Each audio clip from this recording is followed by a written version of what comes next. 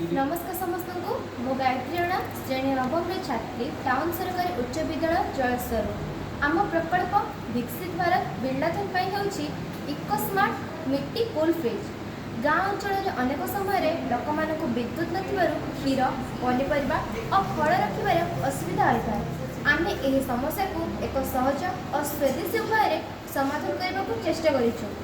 आम या एक फ्रिज जो माटीर दुईटी हांडी बाली और पानी व्यवहार होती विद्युत लगे यह कम करे बाष्पीभवन शीतलता बा इवापोरेटिव कूलिंग उपर जेपरिक आम जेजेमा मैंने माटी हांडी रे पानी ठंडा रखुए।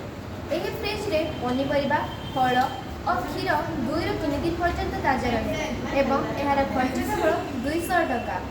आम प्रकल्प स्वदेशी उदाहरण जेहेतु यार समस्त सामग्री स्थानीय कुंभकार मैंने तैयारी करछथि और भारतीय माटी व्यवहार होइछि।